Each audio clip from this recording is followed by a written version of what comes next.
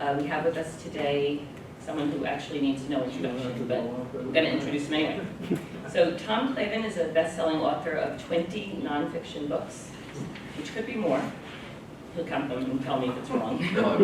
On American and military history, sports, and entertainment. He previously worked as a newspaper editor and writer, including for the New York Times for 15 years. 5 of his books, and I'm just going to mention 3 of them, Dodge City, The Heart of Everything That Is, and most recently, Blood and Treasure, have been New York Times bestsellers that might need to be updated also, I'm not sure. Today, he's here to talk about his latest book, To the Uttermost Ends of the Earth, the Epic Hunt for the South's Most Feared Ship and the Greatest Sea Battle of the Civil War, which was written along with the acclaimed author and newspaper columnist, the late Phil Keith. Please welcome Tom Clavin. Thank you, everybody. Thank you for being here. We're finally starting to get some nice weather, so I wondered if anybody would bother showing up because you want to take advantage of this nice weather, so I'll try not to keep you too long, but tell the story anyway. And I thank the Rogers Memorial Library for the invitation. I always enjoyed coming back here to talk. And after my talk, anybody has any questions, happy to answer questions. There's books back there if you want to have any, purchase any and have them signed. Father's Day is coming up, hint, hint.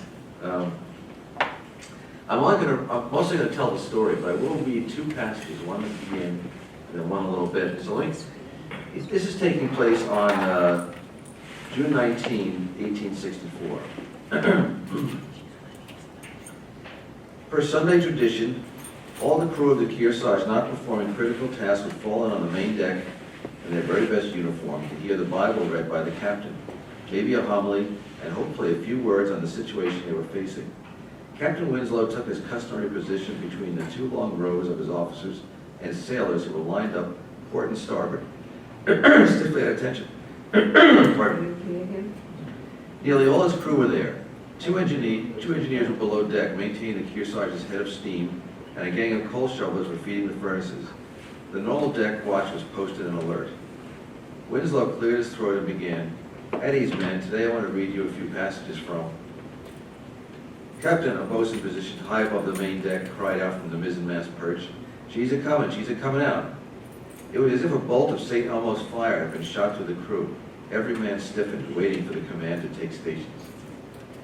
Winslow slapped his Bible shut and handed it to Thornton. "My glass," he barked. The captain's yeoman ran to the forecastle, grabbed his chief's spyglass, and dashed back to his commander's side.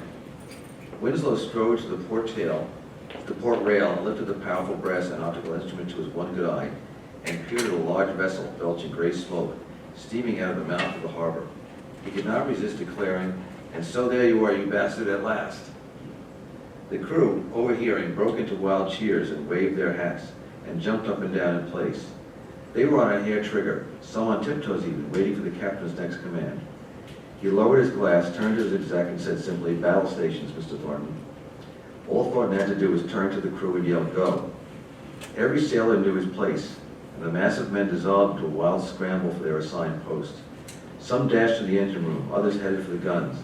Loaders began sweating in the ammunition lockers, hauling out more shot and shell. The surgeon and his staff prepared a medical station in the wardroom, laying out battle dressings and bone saws. Hospital stewards began spreading sand around the guns to soak up the blood that was bound to be shed. The gunners' baits grabbed rammers, lanyards, spongers, and firelocks.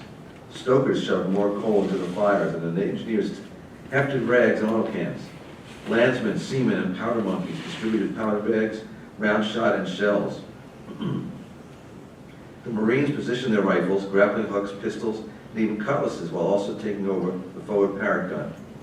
As every man settled in, the hard-charging shape of the Alabama grew larger. She had a bone in her teeth, and she was headed straight for the Kearsarge.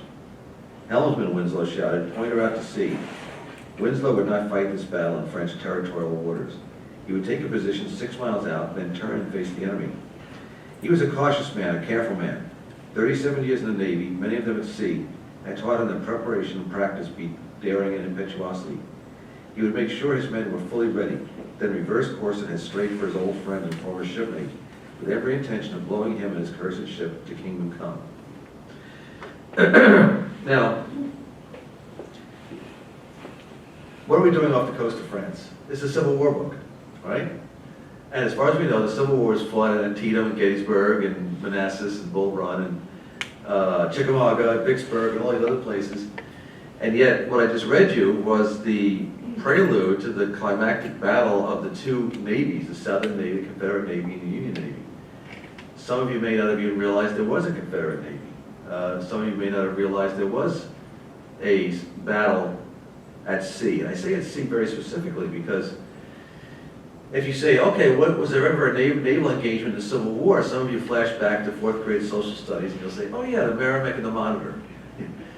Well, that wasn't much of a battle, really, when you get down to it. And also, it was an inland battle. We're talking about something that occurred on a river. I'm talking about at sea, in the Atlantic Ocean. There was this one great sea battle, and it's always overlooked, or it has been for many, many years. Not that this never been written about, but I think it was overlooked. I mean, this lengthy title and subtitle, we did have to do some juggling with the cover to fit all the type on here and still have some room for the images. The Uttermost Ends of the Earth. What that means is that this book is the story of two ships. The first one is the CSS Alabama, which was launched in the summer of 1862, and its mission was to go anywhere it needed to go to sink Union shipping. Not just necessarily Union Navy boats, but any kind of ship that was carrying cargo bound for a Union port, New York, Philadelphia, Boston, wherever. So it was extraordinarily successful. I'll go into a little more detail about that. But over the course of the next couple of years, it sank over 60 ships. And it was basically, if it was a prize fighter, it was 60-0, 61, 62-0. It won every battle and sank every ship it came into contact with. The epic hunt means that the Lincoln administration and the Secretary of the Navy, Gideon Welles, couldn't really stand it anymore. For one thing, it was having some effect on the supply chain of the Union, that so many of their ships were not getting to port, and so many ships that had left their port to go trade with other countries were getting sunk at sea. It was also terribly embarrassing. I mean, the Alabama was getting a lot of press, a lot of screaming headlines, not just in the southern newspapers, but in the northern newspapers too. They always portrayed Captain Raphael Sims, who was the Confederate captain of the Alabama, as a pirate. And that's these headlines would blare, "The pirate Sims strikes again." So it was enormously embarrassing. So they finally, the Lincoln administration commissioned a ship called the USS Kearsarge. And the instructions of Gideon Welles to the Kearsarge was, you are to travel to the uttermost ends of the earth and find and destroy the Alabama. And so the rest of this, the South's most feared ship, which the Alabama was, there was no other ship the South had during the entire war that caused more Union captains agita than the Alabama. And the greatest sea battle of the Civil War was the epic hunt. So the Kearsarge set off, and for the next 14 months, it just kept chasing the Alabama. I'm not just saying it chased it around the Caribbean, or it chased it around off the coast of Mexico. It chased it literally all over the world to the uttermost ends of the earth. It chased it in the Atlantic. It chased it through the Pacific. It chased it through the Indian Ocean. Because Raphael Sims and the Alabama they decided, they kept expanding. They kept going on farther and farther trips, farther around the world. They were in the Indian Ocean. They visited Vietnam. They visited South Africa. They went everywhere they could. By the time of the Alabama's journey was over, it had logged 75,000 miles around the world, and an enormously successful journey too, until the Kearsarge finally caught the Alabama. But let me give you a little more background first about the two captains, and I think something that for Phil and I made this such an especially interesting story. Raphael Sims was a man who was born in Maryland, and he was in the U.S. Navy, and he had married into an abolitionist family in Ohio. So you would think that he would end up being on the Union side when the war broke out. John Winslow, who's the captain of the Kearsarge, was born in North Carolina. You would think he would join the South when the war broke out. But he had married into a married woman in Massachusetts, and that's where he raised his family, in Massachusetts. And one of the things that we found most interesting is that during the Mexican-American War, who were shipmates and and bunkmates, so to speak, and good friends, and served on the same ship, but Raphael Sims and John Winslow. So here they were very good friends during the war, fought in engagements together. And years go by, and then the Civil War breaks out, or even weeks leading up to the attack at Sumter. A lot of these officers were having to decide. They knew the war was imminent. Okay, which side am I going to choose? Now, Winslow was very clear from the beginning he was going to stay in the U.S. Navy, which became the Union Navy. Sims, even though his wife, again, from an abolitionist family, by this point his roots were in the South. He literally lived in Alabama. And his sons, who were getting to be of age to join the military, were planning on joining the Confederate military. So he, when the war did break out, Sims was given command of a ship, and he put this crew together of officers that remained very loyal to him throughout the entire war. His first command was a ship called the Sumter, and it was, let me backtrack a little bit. When the war broke out, the Union Navy had an enormous advantage. A, it had a Union Navy. Okay, that wasn't the case necessarily with the Confederates. The Confederates had a few dilapidated ships. The biggest problem they had is that they did not have the ability, the manufacturing capability, to build warships. They didn't have the kind of Navy yard like New York had, like Philadelphia had, Boston had. We can create these warships and launch them from there. The Confederacy didn't have that. It tried to get around that by, in the case of what became the Alabama, the Confederacy sent a agent with basically a satchel full of money across to England and went to the Laird Shipbuilding Company, which is a venerable company that had built hundreds of ships over decades in Great Britain, and said, okay, here's a pot of money, and we want you to build us a warship, but you can't call it a warship because England is officially neutral. It can't take sides. So you're going to build a yacht that's for some rich British guy, and we'll take care of the rest. Okay. So they get to work, and everybody's like winking at each other. Yeah, we're just building a yacht for somebody, Lord so-and-so. And so they build this ship, and when the time comes, meanwhile, the Unions has their spies over in Liverpool, where the ship is being built, and they start complaining to the British government, that's got to be a Confederate warship. You guys are getting the wool pulled over your eyes. And Great Britain is starting to get a little nervous because they are supposed to be officially neutral. So just as they're about to clamp down on it, the Confederate guys who had the ship built said, we're going to take it on a training cruise. Let's go, load up the crew, and let's go. And off they went. They never came back.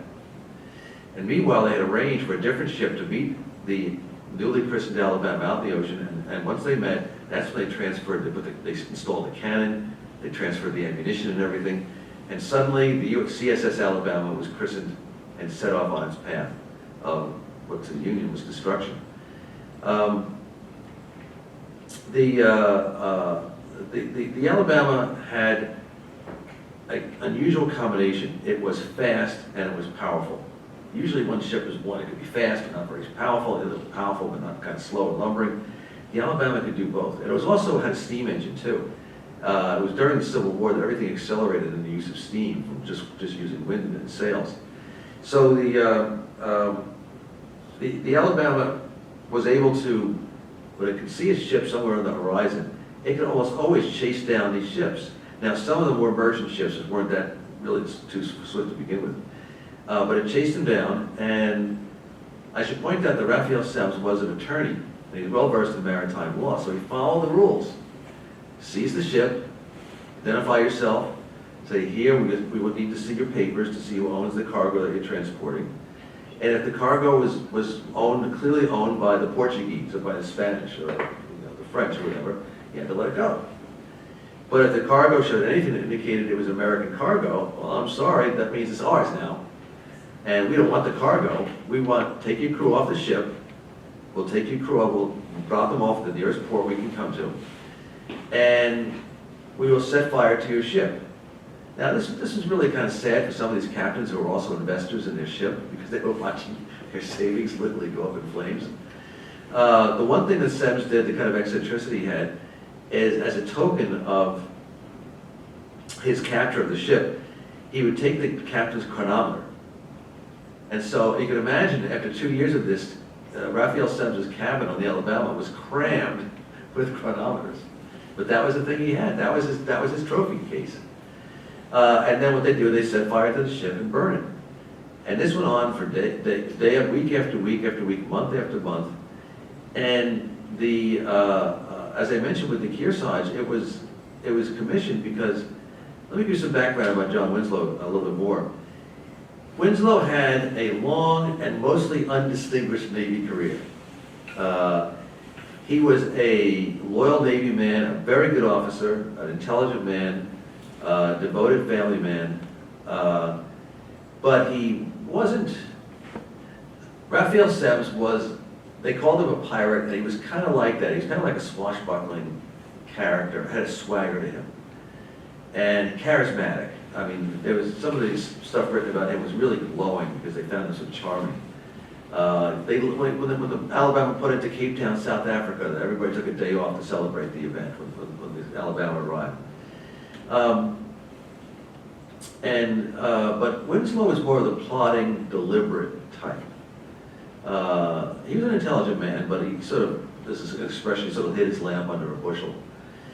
And it was almost like he got the assignment on the Kearsarge to go chase the Alabama because everybody else had failed. You know, in Gideon Wells's case, he was not a big fan of Winslow. And he sort of like said, you know what, we've tried everybody else, might as well get Winslow and try, it can't do any worse. And so Winslow set sail.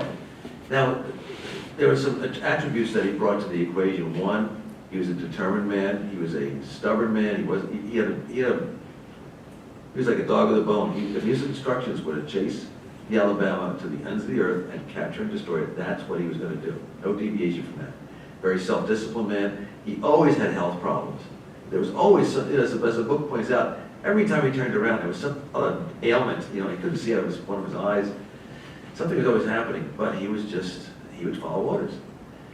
One thing he did that was kind of innovative is that the other captains of ships that had tried to track down the Alabama, they got a report, oh, the Alabama just sank a ship off the coast of Puerto Rico. Okay, let's go to Puerto Rico and see what we can find out. Well, okay, so they arrive in Puerto Rico a week later, Alabama's long gone. So what was that sense? Winslow knew Sims from being shipmates together. He started to think about what would he do? What would the next journey take? Okay, these shipping lanes are being dried up. He's probably going to try something else. So week by week, month after month, the Kearsarge started catching up to the Alabama. Started to figure out where it was going to be. Kept getting closer and closer. And something else is going on too. The Alabama was at sea for 2 years. And I mean at sea. And it had maybe 3 or 4 times to put it in a port to do some absolutely necessary repairs, give the crew a little bit of R&R. But otherwise, Sims, his officers, and his crew were on that ship. And that ship was going through storms and all kinds of heat, cold, everything, all the elements. So it was starting to wear out. You know, even as wonderful a ship as it was when it was built, if you're at sea for 2 years, your hull is going to sustain some damage, your rigging is going to sustain damage, everything. And the captain himself, I should point out that when Sims was appointed the captain of the Alabama, he was in his mid-50s. Now, for most of us, mid-50s is the new 20. Well, maybe not that much. If you're in the 1860s, the mid-50s was, it was the mid-50s. At a time when the lifespan of the average American male was probably mid-50s, if not less. And as the months went on, and the pressure of being a captain and being chased around the world, Sims became also tired. Like the man's exhausted. The ship, and we point out as the book goes on, we make direct comparisons. I think they're direct enough that we picked up on. That as the Alabama is deteriorating, so is its captain. It's a parallel thing. The captain's getting worn out, the ship's getting worn out. And so those two things are together there.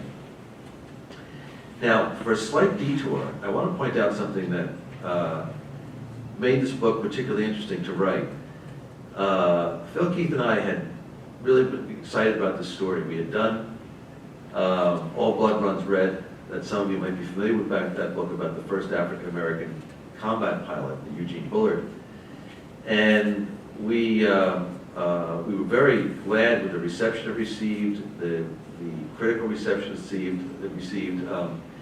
And our publisher said, "You have something else." And sort of in the bottom of a drawer was a idea about the Alabama and the Kearsarge, and these two Navy ships during World War II. And so we pitched that idea. Our publisher said, "Love it, go ahead, go for it. Come back in a year, however long it's going to take you." And so we were preparing it, and we'd done a good amount of our research, and we're inching towards the point where we actually have to start writing the book.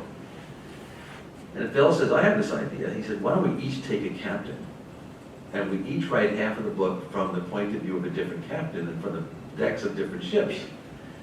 So my immediate reaction was, "That'll never work." And I think my immediate reaction to that'll never work, is because I had never done it before. And so, of course, if I had done it before, that means it's only because it couldn't possibly work. So once I got over myself, we started to think about it more seriously and say, that's a really interesting idea. We will have to make sure that everything gets stitched together seamlessly at the end so that it's not jarring. And I don't take a little bit more of a detour here, but often people ask when there are co-authors, who does what? Do you each write a paragraph? Do you each write a chapter? Do you each write, every other word? And the short answer to that is every situation can be different. I've collaborated with other writers, and each collaboration has been a different method of doing it.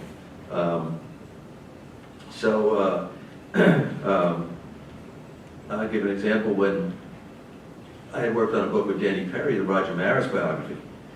Danny, who's I've always thought had the finest baseball mind I've ever met. He did a lot of research and then would hand things off to me. I would do the actual writing. It usually is not a good idea to have four hands on the keyboard at the same time. Usually the reader does not benefit from that. So I would do the writing, and then as I was finishing each chapter, or every couple, 2-3 chapters, hand it back to Danny, who's a wonderful editor, and he would do some revisions. That was the way we worked there. But here, basically, Phil and I said, well, let's give it a try. If it's not working after a while, we'll always give ourselves enough time to shift gears.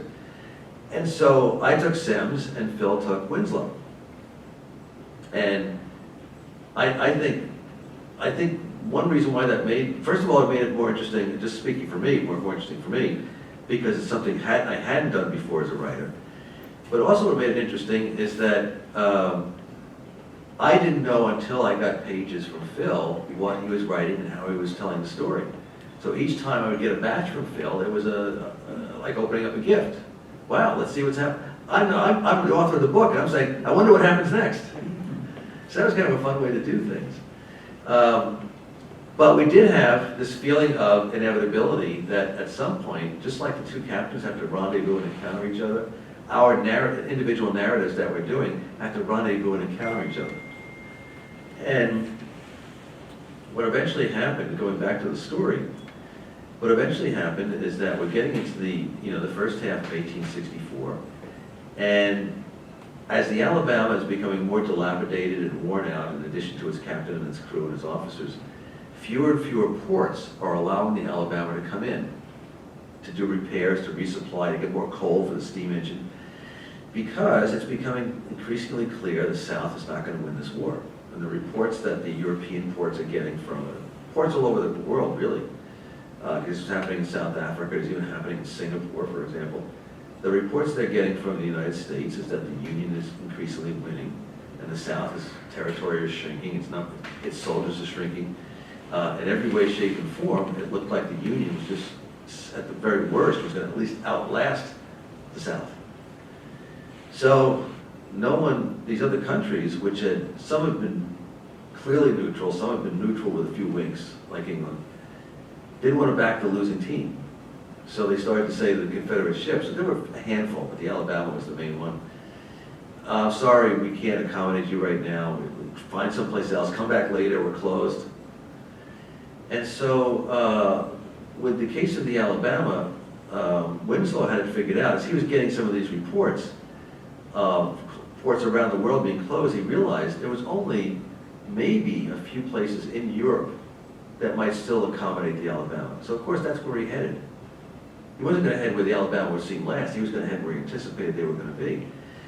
And the Alabama got up to, it desperately needed, it couldn't sail much longer without some crucial repairs and without resupplying.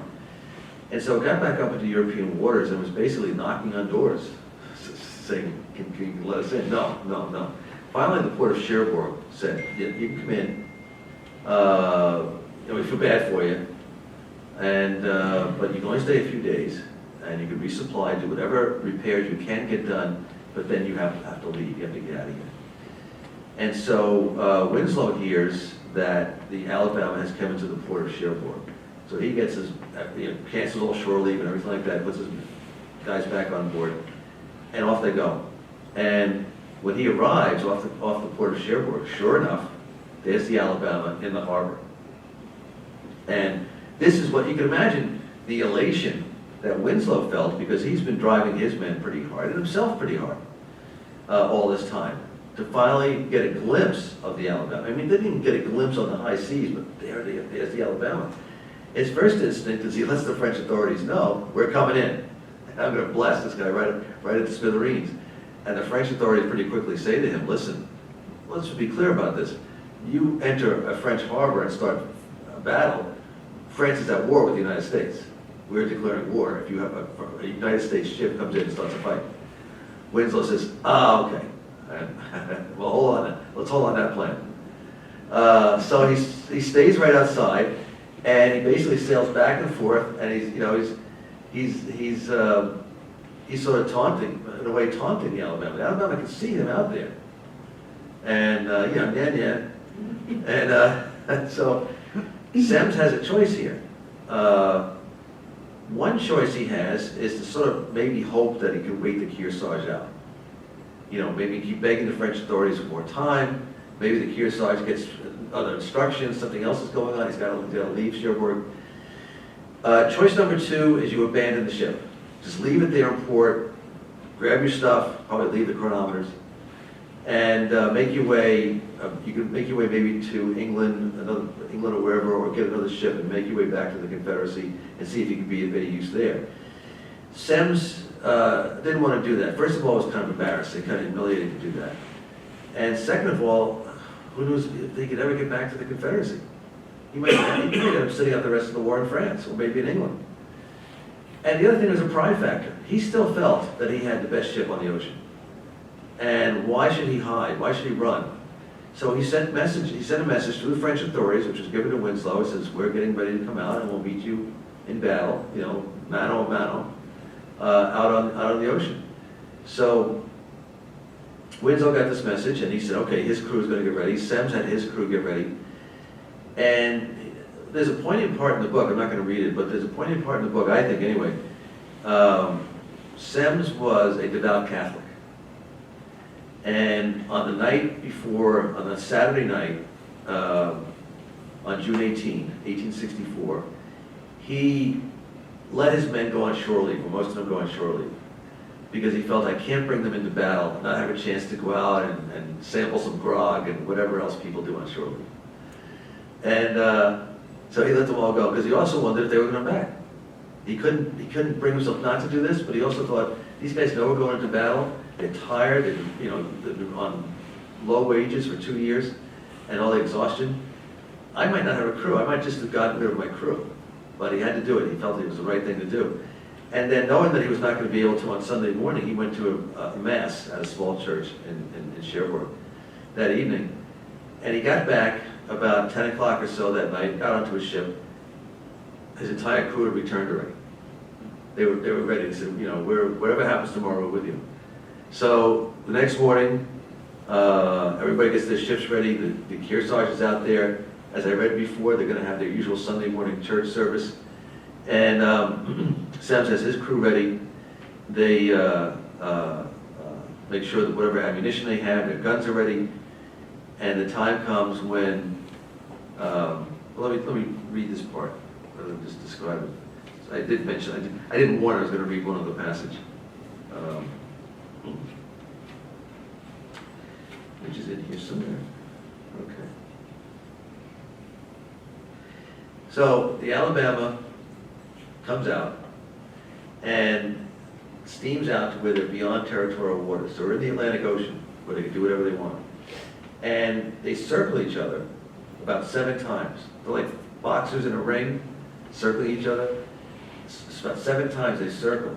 Then they start going in, getting closer to each other, so they can start exchanging broadsides. One thing that I think is interesting about this particular part of the battle is that both Sims and Winslow put themselves in extremely exposed positions on their deck.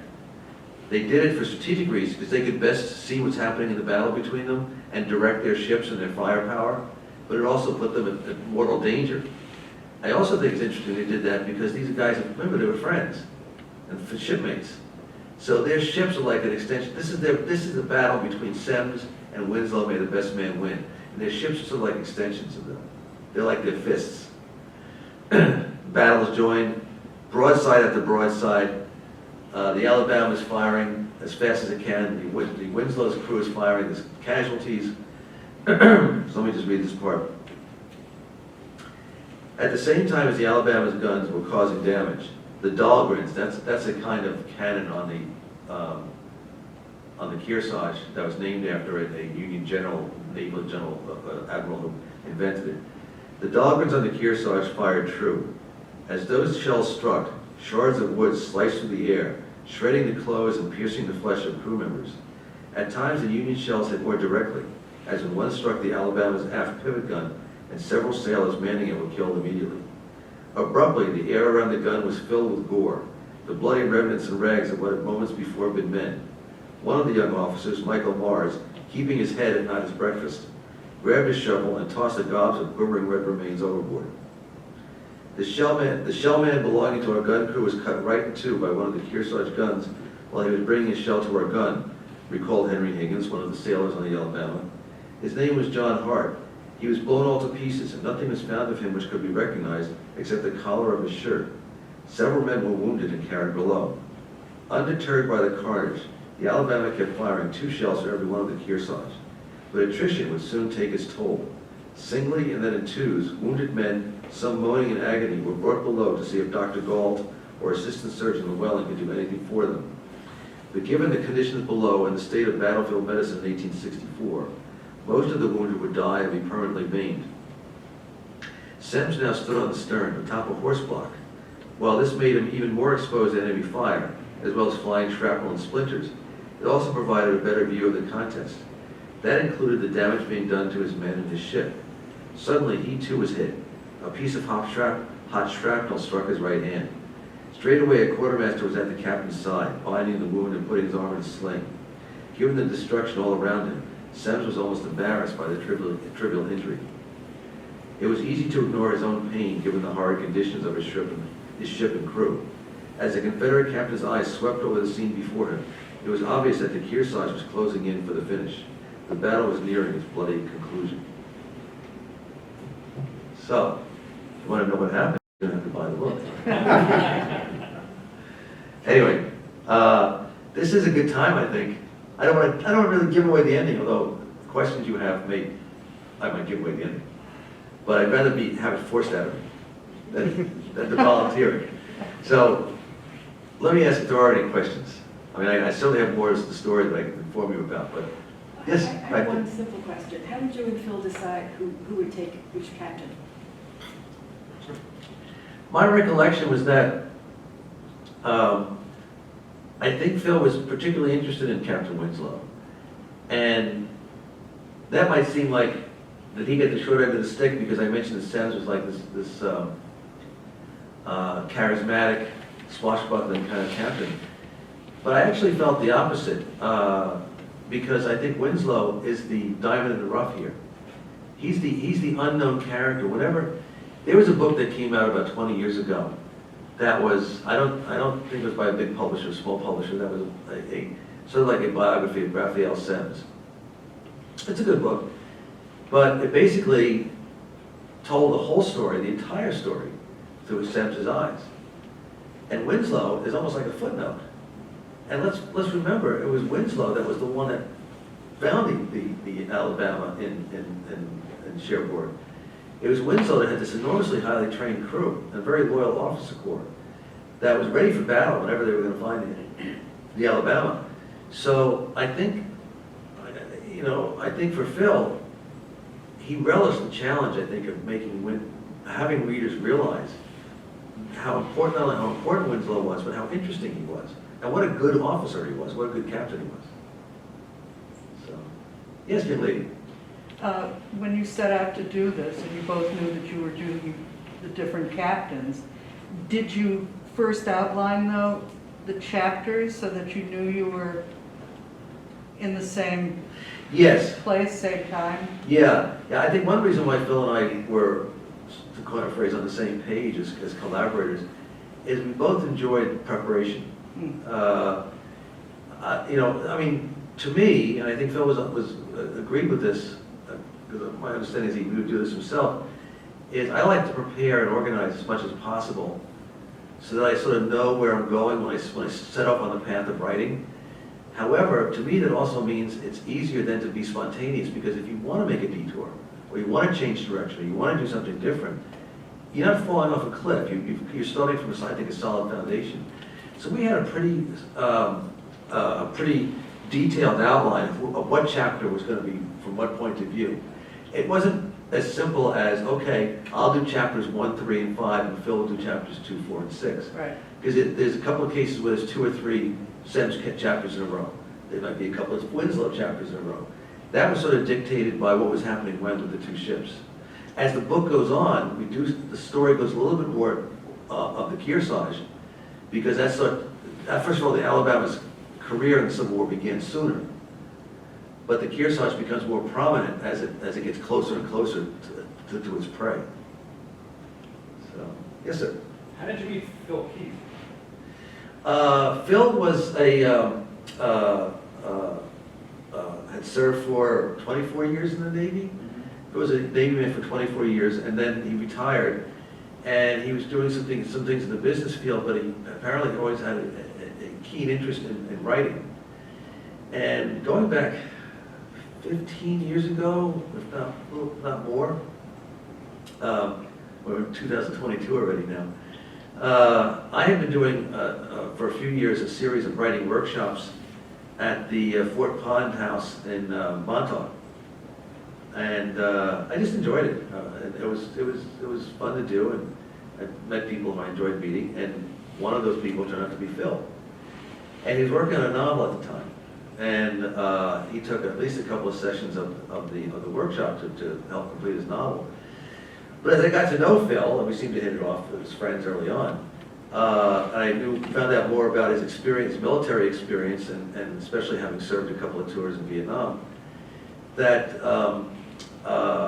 I thought that he had a good nonfiction book in him if he could find the right story. And my recollection of how it worked out, I think it was something like 2010, maybe 2009. There was a story and a photograph on the cover of the New York Times that showed President Obama bestowing a medal on this, I think it was a captain or a lieutenant of the head of this company. It had fought very bravely in this rather significant engagement in the Vietnam War, and was supposed to, at that time, or soon after, have received, I think it was a presidential unit citation. But all his paperwork was lost for decades. It finally, through the efforts of the captain of that company, had been recovered and put through, and whoever had to approve it, I guess the Defense Department approved it.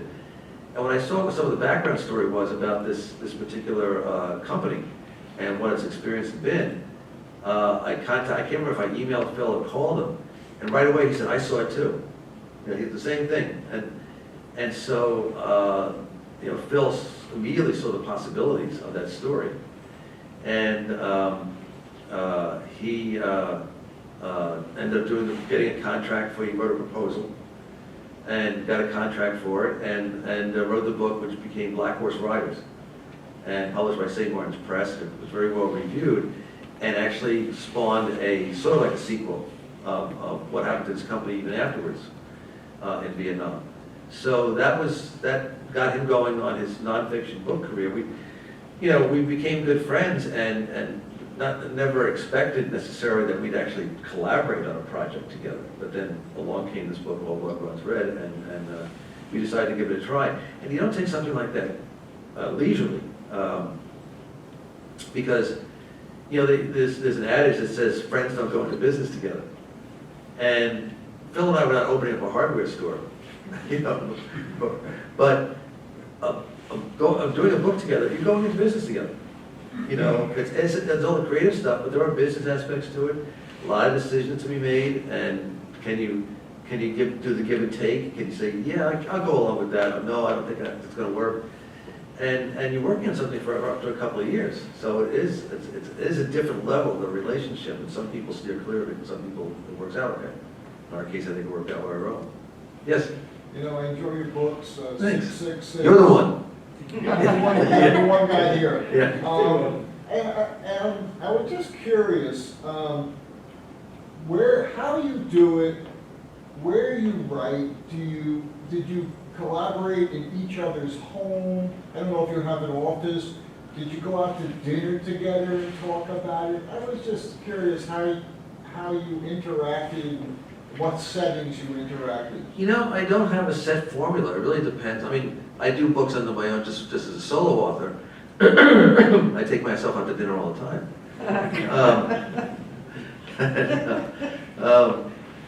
But when Bob Drury first and I started working together, our first book was Halsey's Typhoon, which came out in 2007.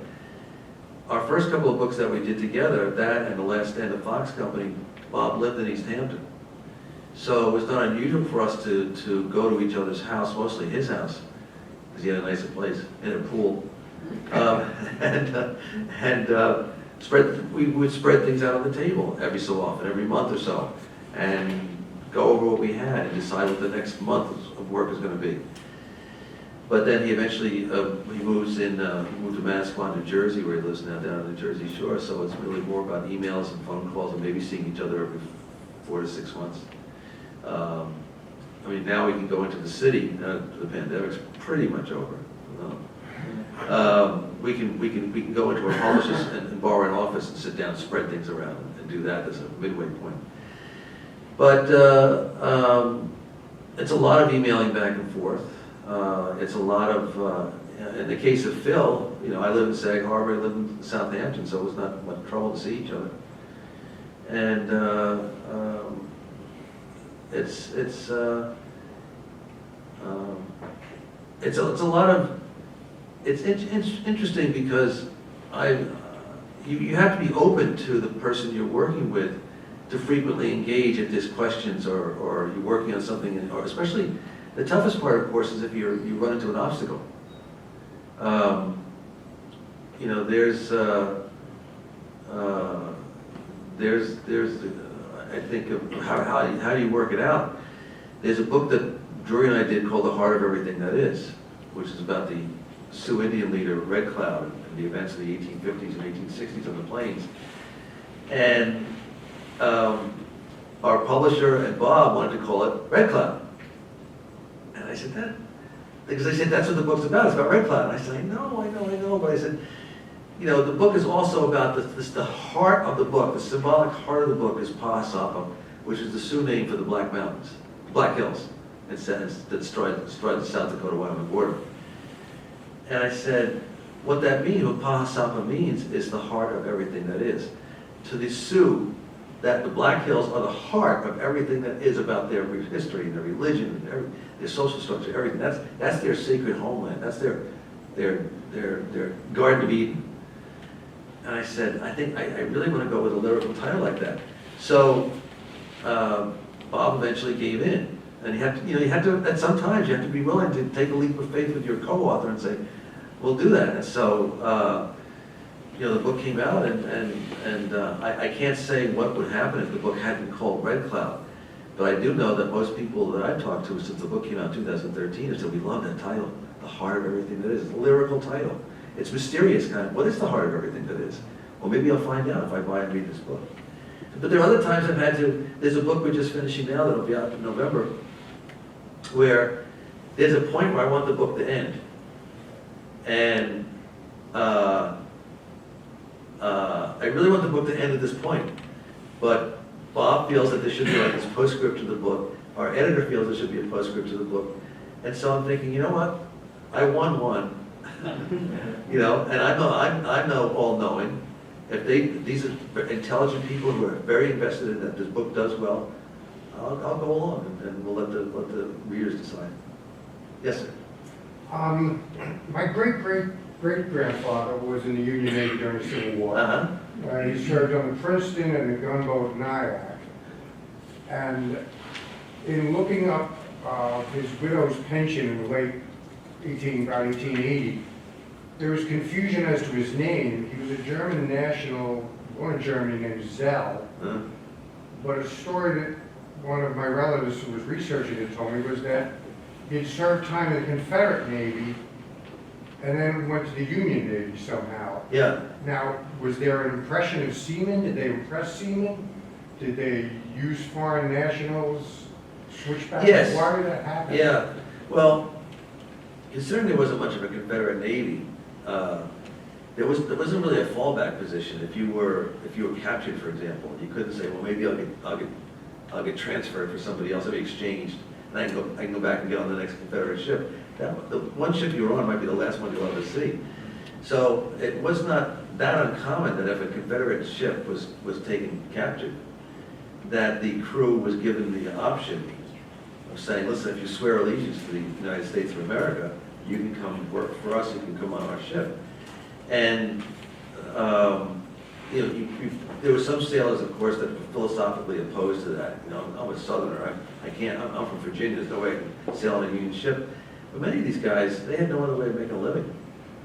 And if you were being offered a second chance and a salary, as little as it was, but an opportunity, then some of them took it. So it's not the rarest thing in the world to have somebody who had served in both navies. And it's usually the case, Confederate to Union. Very, very rarely the case would be from Union to Confederate. Well, he was a New Yorker. He'd been living in New York since 1839 and all that. So I couldn't figure out how he would end up unless he was captured And the or Confederate, pressed or something. Yeah, that I don't know. Yeah. Don't I just speculate. wondered, I know in the War of 1812, there was a lot of going back and forth Yeah. between the British and the American sailors, yeah. Yeah, your description of Winslow sounds a little bit, and maybe I'm putting too much in this, sounds a little bit like Ulysses S. Grant. Here's somebody we never thought of, but it turned out to be great. That's a really good insight, and Phil had some inkling about that, because if you notice in the book, there's a couple of times we refer to Sims, which is the way he was viewed at the time, as the Robert E. Lee of the Confederate Navy. And to me, it was not a stretch, and this would have been from Phil's point of view, that in a way, Winslow is a surrogate for Ulysses S. Grant. Who was Lee's greatest adversary in the Civil War was Ulysses S. Grant. And in the case here, you have the Robert E. Lee of the South, who's being chased by the Ulysses S. Grant of the Union Navy. So that's a good point. I'm glad you brought that up. I haven't heard anybody mention that before. Like there's all these hidden things that we put in there, and that was one of them. Yes? I'm just wondering, I was interested when you were describing Sims's dilemma in Cherbourg and what he could do. When I was a little kid, my dad brought me to the movie, the regular movies, Hollywood movies, of a film that still, I don't know the title, but it still stays with me to this day, through a lot of sailing. And it was about the Graf Spee, which was chased by Churchill's ships, and British ships, into Montevideo, Uruguay, a neutral country. Yeah. And they gave them a few days to get the hell out of there. Right? They didn't want them there. Thousands of people came down to watch. Yeah. And they took the ship out. It was like the Bismarck. Sink the Bismarck, yeah. They took it out, and you don't expect this. You're sitting in the theater, and all of a sudden the thing blows up. Because they scuttled it. Right. Rather than go back out with a broken rudder and face their, obviously they were going to be destroyed. Yeah.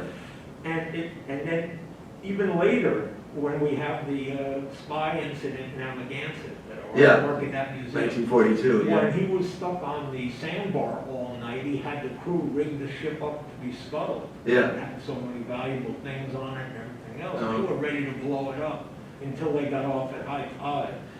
But I'm just saying, did he consider, like letting the crew that he sent out into Cherbourg, letting them stay on land and just blow the You know, thing that's a good question. Nothing that we saw in the research and in the later writings of Sims.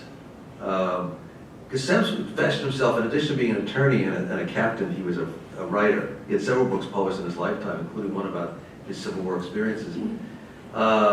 I don't recall if there was anything in there that he gave that some consideration. I mean, yes, that could have happened where he just blow the Alabama up. Right. You know, everybody spread out, you I don't know. want them to happen. Right. You know, Because like as you can others at the bottom of the ocean. Yeah, because as you can think, if you think about it, if the Kearsarge had been successful in capturing the Alabama, even if it was in bad shape, as long as, I mean, you could haul it across the ocean, the psychological value of bringing the Alabama into a Union port and having, you know, photographs taken of Plus, it. to avoid all those casualties. I mean, let's Right, face it, right. The German captain knew he was going to lose almost everybody on that ship. I don't Yeah. know how many people were on it, hundreds. Yeah, And he said, this is not worth it.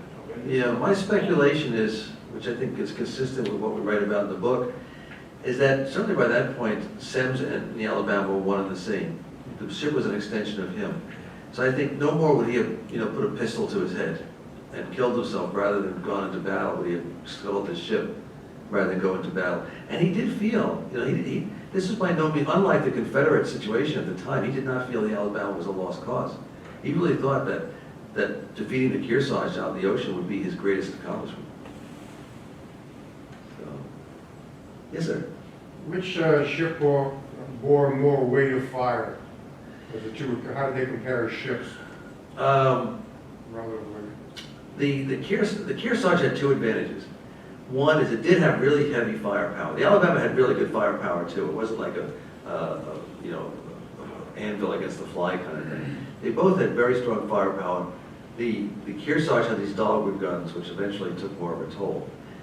The other thing that happened is the Alabama had, again, been at sea for 2 years. It was leaking all over the place. Some of its cargo got wet, including some of its ammunition. So one of the things it found that it was hampering itself during the battle itself was it was firing shells that didn't explode. It would be fuses that wouldn't light. So when you read the account of the battle, there comes a point where Sims is almost like feeling like I'm fighting this battle with one arm tied behind my back because we're out firing the Kearsarge. But the Kearsarge, more what the Kearsarge is firing at us is actually taking a toll, it's actually exploding. It's hitting us and hitting us below the waterline. They would sometimes, they would see a shell that would hit the Kearsarge in a really vulnerable place and it would just bounce off. So that was in addition to whatever the guns were, the ammunition situation was quite different. That's sort of giving away things, but you know, you can always you always go back to the back of the book and find out what happened really quick anyway.